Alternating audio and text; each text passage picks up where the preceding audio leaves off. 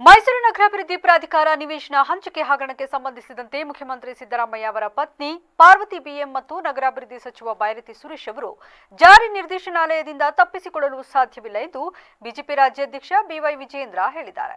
ಮಂಗಳವಾರ ತನಿಖಾಧಿಕಾರಿ ಮುಂದೆ ವಿಚಾರಣೆಗೆ ಹಾಜರಾಗುವಂತೆ ಪಾರ್ವತಿ ಮತ್ತು ಬೈರತಿ ಸುರೇಶ್ ಅವರಿಗೆ ಇಡಿ ನೋಟಿಸ್ ನೀಡಿದೆ. ಪ್ರಕರಣದಲ್ಲಿ ಮುಖ್ಯಮಂತ್ರಿ ಸಿದ್ದರಾಮಯ್ಯ, ಅವರ ಪತ್ನಿ ಪಾರ್ವತಿ, ಅವರ ಸೋದರ ಮಾವ ಮಲ್ಲಿಕಾರ್ಜುನ ಸ್ವಾಮಿ ಮತ್ತಿತರರು ಆರೋಪಿಗಳಾಗಿದ್ದಾರೆ.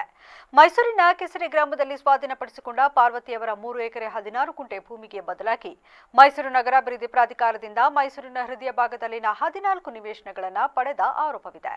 ಲೋಕಾಯುಕ್ತ ಪೊಲೀಸರಲ್ಲದೆ ಜಾರಿ ನಿರ್ದೇಶನಾಲಯವು ಈ ಪ್ರಕರಣದಲ್ಲಿ ತನಿಖೆ ನಡೆಸುತ್ತಿದೆ. ಇನ್ನು ಈ ಸಂಬಂಧ ಬಿಜೆಪಿ ರಾಜ್ಯಾಧ್ಯಕ್ಷ ಬಿವೈ ವಿಜೇಂದ್ರ ಪ್ರತಿಕ್ರಿಯಿಸಿ, ಮುಖ್ಯಮಂತ್ರಿ ಪತ್ನಿ ಪಾರ್ವತಿ ಹಾಗೂ ಬೈರತಿ ಸುರೇಶ್ ಅವರು ತನಿಖಾ ಸಂಸ್ಥೆಯಿಂದ ತಪ್ಪಿಸಿಕೊಳ್ಳಲು ಸಾಧ್ಯವಿಲ್ಲ. ಈ ಪ್ರಕರಣದಲ್ಲಿ ಸಿದ್ದರಾಮಯ್ಯ ಹಾಗೂ ಇತರರಿಗೆ ಕ್ಲೀನ್ ಚೀಟ್ ನೀಡಿ ಲೋಕಾಯುಕ್ತ ಪೊಲೀಸರು ಹೈಕೋರ್ಟ್ಗೆ ಕ್ಲೋಸರ್ ರಿಪೋರ್ಟ್ ಸಲ್ಲಿಸಿದ್ದಾರೆ ಎಂಬ ಮಾಹಿತಿ ಲಭ್ಯವಾಗಿದೆ. ಪ್ರಕರಣ ರಾಜಕೀಯ ಪ್ರೇರಿತ ಎಂಬ ಉಪಮುಖ್ಯಮಂತ್ರಿ ಡಿಕೆ ಶಿವಕುಮಾರ್ ಅವರ ಹೇಳಿಕೆಯನ್ನ ಗಮನಿಸಿದ್ದೇನೆ. ಆದರೆ ಹಾಗೆ ಹೇಳುವಾಗ ಶಿವಕುಮಾರ್ ಮುಖದಲ್ಲಿ ಮಂದಹಾಸ ಎದ್ದು ಕಾಣುತ್ತಿತ್ತು. ವಿಷಯ ಏನೇ ಆಗಿರಬಹುದು, ಆದರೆ ಪ್ರಕರಣವನ್ನ ಮುಚ್ಚಿ ಹಾಕುವ ಪ್ರಯತ್ನದಲ್ಲಿದ್ದ ಮುಖ್ಯಮಂತ್ರಿ ಸಿದ್ದರಾಮಯ್ಯ ಅವರಿಗೆ ಇದು ಭಾರಿ ಹಿನ್ನಡೆಯಾಗಿದೆ ಎಂದು ಹೇಳಿದರು.